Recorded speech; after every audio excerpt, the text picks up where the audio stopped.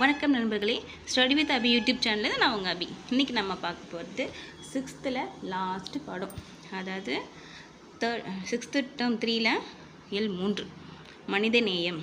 இது ஒரு இம்பார்ட்டண்ட்டான பாடங்க. ஒரு சின்ன சின்ன நிகழ்வுகள் தான் இதுலேயும் இருக்கும். என்னென்னா, இல்லாதவர்களுக்கு கொடுத்து உதவுவதுதான் ஈகை பசி. அதாவது என்ன சொல்ல வராங்கன்னா, உயிர் உள்ள எல்லாத்துக்குமே பசின்றது இருக்கும்.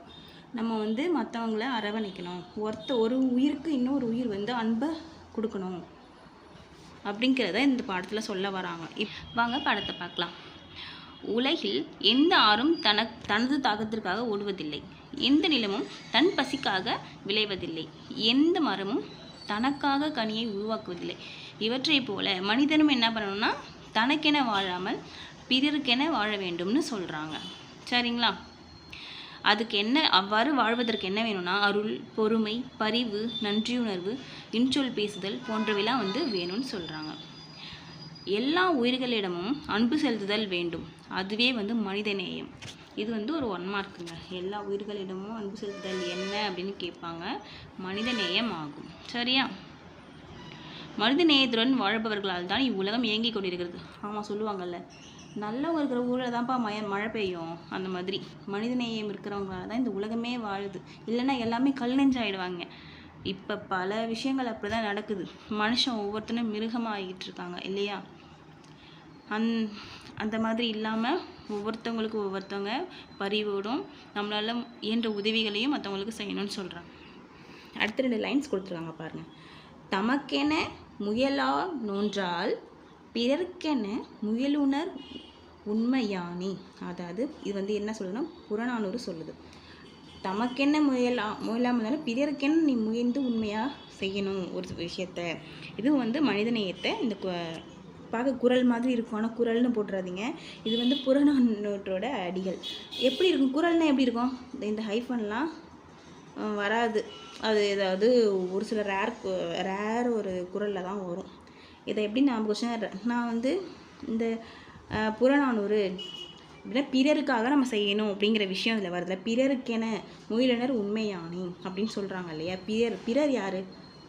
புறத்தார் அந்த மாதிரி ஞாபகம் வச்சுக்கோங்க. ஸோ இது புறநானூறு. பிறர் அப்படின்னு வரதால புறநானூறுன்னு ஞாபகம் வச்சுக்கோங்க. சரிங்களா? இதெல்லாம் நம்ம பார்க்க நமக்கு வந்துடும். இருந்தாலும் ஸ்டார்டிங்கில் படிக்கும்பொழுது இந்த மாதிரி ஏதாவது ஒரு ஷார்ட்கட் சொன்னால் ஞாபகம் இருக்குமோ அப்படின்னு ஒரு ஆசை தான். அதான் நமக்கு தெரிஞ்ச மாதிரி ஒன்று சொல்கிறது. சரிங்களா? அடுத்து நம்ம பார்க்க போகிறது, அடுத்து வள்ளலார் வாழ்க்கையில் நடந்த ஒரு நிகழ்வை நம்ம பார்ப்போம். வள்ளலார் தம்மோட இளம் வயசில் ஒரு நாள் நடந்து போயிட்டு இருந்திருக்காங்க. ரொம்ப நீண்ட தூரம் அவங்க நடந்துருந்தால ரொம்ப களைப்பாயிடுச்சு. அதனால் ஓய்வெடுக்க நினச்சவங்க ஒரு சமுத்திரத்தோட திண்ணையில் படுத்து தூங்கிட்டு இருக்காங்க. அப்போ ஒரு திருடன் என்ன பண்ணான்னா, வள்ளலாரோட காதில் இருந்த தங்க கடுக்கனை, ஒரு பக்கம் இருந்த கடுக்கனை கழட்டிட்டார், திருடிட்டார். அந்த நிகழ்வு தெரியும். அது காதில் சரி கழட்டுறாங்கன்னு வள்ளலாருக்கு தெரியும். பட் இருந்தாலுமே அவருக்கு ஏதுவாக திரும்பி படுத்து இன்னொரு காதில் உள்ள கடுக்கனையும் எடுக்கிற மாதிரி அவர் திரும்பி படுத்துக்கிறார். அந்த கயவன் கொஞ்சம் நகர்ந்து போனவொடனே மென்மையான குரலில் அப்பா அப்படின்னு கூப்பிட்றாரு. இந்த இரண்டும் தங்க கடுக்கன். விலை ரொம்ப குறைவாக வித்துறாத அப்படின்னு அந்த திருடங்கிட்ட சொல்கிறாரு. சொன்ன உடனே, எனவே தான் 2 கடுக்கன்களையும் நீ கொள்வதற்கு ஏதுவாக நான் தான் திரும்பி படுத்தேன் அப்படின்னு அவர் சொன்னதும் வள்ளலார் கூறியதை கேட்டே அந்த திருடன் என்ன பண்ண, ரொம்ப வெக்கத்தில் தலை குனிஞ்சார். இது உன்னோட பொருள் தான், நீ வச்சுக்கோ அப்படின்ட்டு. இதில் இந்த நிகழ்வுலேருந்து என்ன தெரியுதுன்னா, வள்ளலார் மற்றவங்க ஒரு தப்பே செஞ்சால் கூட அதை எந்த அளவுக்கு பொறுமையோடையும் ஒரு இறக்க குணத்தோடையும் அவங்க எதனால் திருடுறாங்க, அவங்களோட ஒரு தேவை இருக்குது அப்படிங்கிறதுனால தான் அவங்க திருடுறாங்கன்னு மனசில் நினச்சி அந்த அளவுக்கு பொறுமையை கையாண்டவர் அப்படின்ற விஷயத்தை தான் அதை சொல்ல வராங்க. வள்ளலார் மக்களின் பசிப்பினியை கண்டு உள்ளம் வாடினார். அதனை நீக்க விரும்பினார். தம் பெரும் முயற்சியினால் வடலூர் எங்கே இருக்குன்னா, கடலூருக்கு பக்கத்தில் இருக்குது. வடலூரில் சத்திய தர்மசாலை அப்படின்னு ஒரு இதை அவங்க எப்போ பார்த்தாலும், நீங்கள் எப்போ போனாலும் உணவு கிடைக்குங்க. நீங்கள் எப்போ போனாலுமே உணவு கிடைக்கும். அது இந்த தை மாதம் ஒரு ஃபங்க்ஷன் நடக்குங்க. நான் போயிருக்கேன் வடலூருக்கு. அப்போ வந்து அவ்வளோ கூட்டம் இருக்கும். அந்த மாதிரி நீங்கள் நார்மல் டேஸில் எப்போ வேணாலும் போகலாம். அங்கே உணவு எப்பயுமே இருந்துகிட்டே தான் இருக்கும். ஸோ பசி தீர்றதுக்கு வந்து அங்கே எப்பயுமே வந்து வள்ளலார் பேரில் ஒரு அன்னசத்திரம் வந்து நடந்துக்கிட்டு இருக்கு. சரிங்களா? அடுத்து அன்னை தெரசா. அன்னை தெரசா வந்து ஒரு நாள் சாலையில் ஓரமாக நடந்து போயிட்டு இருந்திருக்காங்க. அப்போது வழியில் ஒரு மூதாட்டி வந்து சாலை ஓரம் படுத்திருக்காங்க. அவர் முகத்தை வந்து துணியால் மூடிக்கிட்டு இருந்தாங்க. ஒரு பூனையை வந்து கட்டி அணைச்சிட்டு இருந்தாங்க. அன்னை தெரசா வந்து அவங்களுக்கு பக்கத்தில் போயிட்டு உத்து பார்க்கும்பொழுது அவங்க வந்து கடுமையான உணவு ஒரு ஒரு உணவு வந்து பசியில் இருக்கும்போது முகம் எப்படி இருக்கும் தெரியல, அந்த மாதிரி ஒரு இதுலேயும் விரல்கள்லாம் வந்து இல்லாமல் ரொம்ப ஒரு ஒரு கஷ்ட நிலையில் இருந்ததை அவங்க பார்க்குறாங்க. அவங்கள தொட்டு ஏன் இப்படி இருக்கீங்க அப்படின்னு கேட்கும்போது, என்னை தொடாதீர்கள், என்னோட நோய் வந்து உங்களுக்கும் தொற்றிக்கொள்ளும். என்ன அப்படின்னா அவங்க வந்து தொழுநோயால் வந்து பாதிக்கப்பட்டவங்க. என் உறவினர்களே என்னை வெறுத்து ஒதுக்கிவிட்டனர். என்னுடன் பேசுவதில்லை. என்னை கண்டாலே விலகி ஓடுகின்றனர். இந்த பூனை மட்டுமே என்னிடம் இருக்கிறது என ரொம்ப அழுது சொல்லியிருக்காங்க. இதை கேட்ட அன்னை தெரசா வந்து கண்ணீர் விட்டாங்க. இதை போல் பல்லாயிரக்கணக்கான நோயாளிகள் வந்து இப்படி கஷ்டப்படுறாங்கன்னு நினச்சி அந்த காலத்தில் அன்னை தெரசா இருந்த காலத்தில் வந்து இந்த தொழுநோய்ங்கிறது ரொம்ப ஒரு கடுமையான நோய், நிறைய பேருக்கு பரவி இருந்துச்சு. அதனால் அவங்க வாழ்நாள் முழுவதுமே என்ன பண்ணாங்கன்னா, இந்த மாதிரி தொழுநோயாளிகள் மற்ற கஷ்டப்படுறவங்க அவங்களுக்காகவே இருந்து அவங்க காலத்தை வந்து கழித்தாங்க. மக்களுக்கு செய்யும் பணியை இறைவனுக்கு செய்யும் பணி என்று வாழ்ந்தார். இதனால் இவருக்கு அமைதிக்கான நோபல் பரிசு கிடைச்சிது. நமக்கு தெரியும் யாருக்கு அமைதிக்கான நோபல் பரிசுனா அன்னை தெரசாவுக்கு கிடைச்சிது. அவங்களுக்கு அடுத்து யாருக்கு கிடைச்சிதுன்னா கைலாஷ் சத்யார்த்தி அப்படிங்கிறவங்களுக்கு கிடச்சிருக்கு. சரிங்களா? அன்னை தெரசா சொல்லியிருக்காங்க பாருங்கள், தெரிந்து கொள்வோம். வாழ்க்கை என்பது நீ சாகும் வரை அல்ல, மற்றவர் மனதில் நீ வாழும் வரை. இம்பார்ட்டன்ட்ங்க, நல்லா இருக்குல்ல லைன்ஸ். வாழ்க்கை என்பது நீ சாகும் வரை இல்லை, மற்றவங்க மனசில் நீ செத்துட்டாலும். அப்படி ஒரு ஆள் இருந்தார்ப்பா. இப்போ அன்னை தெரசாவை பற்றி நம்ம பேசிகிட்டு இருக்கோம்ல, இருக்கிற வரைக்கும் ஒருத்தவனை பற்றி பேசிட்டு அவங்க இறந்த பிறகு 2 நாளாக மறந்துடுவாங்க இல்லையா? அப்படி இருக்கக்கூடாது.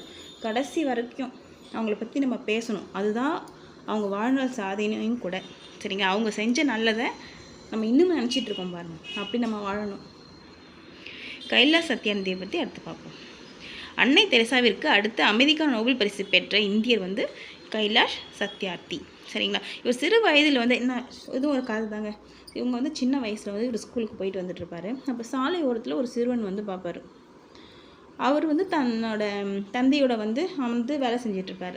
ஏன் இந்த சிறுவன் மட்டும் பள்ளிக்கு வரல, என்ன மாதிரி அவனும் ஒரு சிறுவன் தானே, அவன் மட்டும் ஏன் வரலன்னு சொல்லிட்டு இவருக்குள்ள பல கேள்விகள், எதனால் இந்த மாதிரிலாம் இருக்காங்க அப்படின்ட்டு.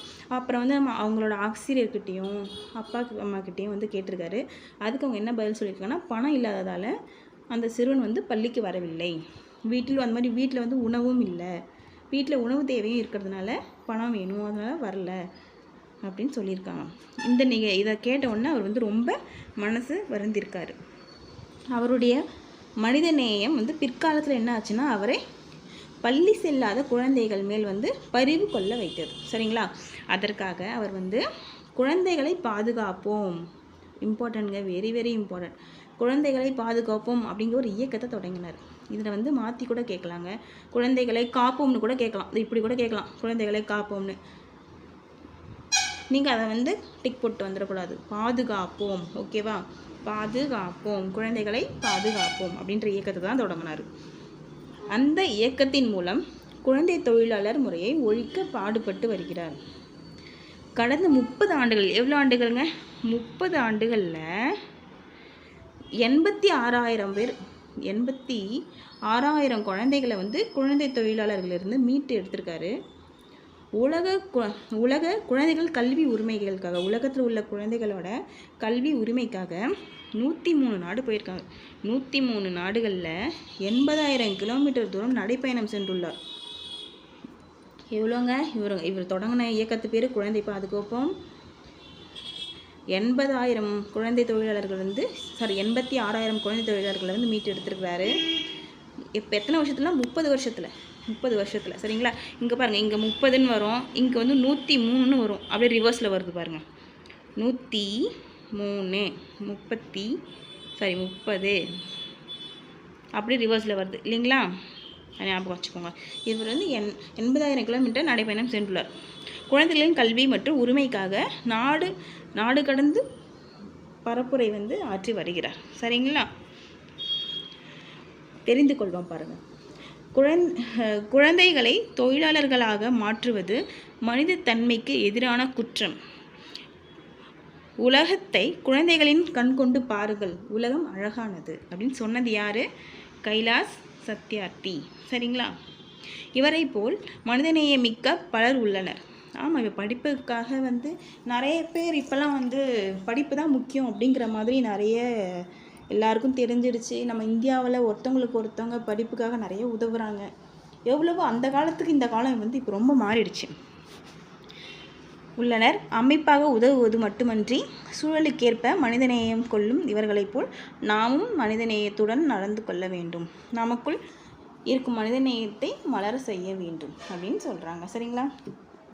எங்கே அன்பு இருக்குதோ அங்கே தாங்க மனிதநேயம் இருக்கும். சிம்பிள். கடைசியாக ஒரு பாயிண்ட். எங்கே அன்பு இருக்கிறதோ அங்கே மனிதநேயமும் இருக்கும். சரிங்களா? அடுத்து சரியான விடையை தேர்ந்தெடுத்து எழுதுக. எல்லா உயிர்களிடத்தும் அன்பு செலுத்துதல் என்ன? மனிதநேயம். தம் பொருளை கவர்ந்தவரிடமும் டேஷ் காட்டியவர் யார்? அன்பு காட்டியவர் வள்ளலார். சரிங்களா? அன்னை தெரசாவிற்கு டேஷ்காக நோபல் பரிசு கிடைத்தது. எதுக்கு? அமைதிக்காக. கைலாஷ் சத்யார்த்தி தொடங்கிய இயக்கம் பேர் என்ன? சொல்லியிருந்தோம் பார்த்தீங்களா? இந்த மாதிரி தான் கேட்பாங்க. இதை வந்து இதுலையாவது கொஞ்சம் டிஃப்ரெண்ட்டாக இருக்குங்க. ஒரு சிலதில் வந்து குழந்தைகளை பாதுகாப்போம், குழந்தைகளை காப்போம் அப்படின்லாம் கொடுத்துருப்பாங்க. இது கொஞ்சம் பரவாயில்ல, எல்லாம் டிஃப்ரெண்ட்டாக இருக்குது. சரிங்களா? இது வந்து குழந்தைகளை பாதுகாப்போம் அப்படிங்கிற இயக்கத்தை தான். அடுத்து போர்த்துக. வள்ளலாருக்கு எது வரும்? பசிப்பினி போக்கியவர். கைலாஷ் சத்யார்த்தி குழந்தைகள் உரிமைக்கு பாடுபட்டவர்.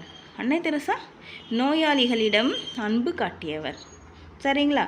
இதோட இந்த பாடம் முடியுது. 6th வந்து ஃபுல்லாக நம்ம முடிச்சாச்சுங்க. அடுத்து இதில் இருக்கிற முடிவில் ஒரு தொடக்கம். இது வந்து ஒன்றும் இல்லைங்க, இது ஒரு கதை. இது வந்து நமக்கு தேவையில்லை. சரிங்களா? இதோட இந்த பாடமே முடிஞ்சிருச்சு. சரியா? அடுத்து நம்ம நாளைக்கு என்ன பண்ணலான்னா ஃபுல்லாக இந்த 6th இருக்கிற ஃபுல்லாக இலக்கணம் ஃபுல்லாகவுமே நாளைக்கு நான் நடத்திடுவாங்க. ஒரே வீடியோவிலே வந்து ஃபுல்லாக நடத்த ட்ரை பண்ணுறேன். அப்படி இல்லை அப்படின்னா 6th பார்ட் 1 பார்ட் 2ன்னு இலக்கணத்தை கொடுத்துட்றேன். சரிங்களா?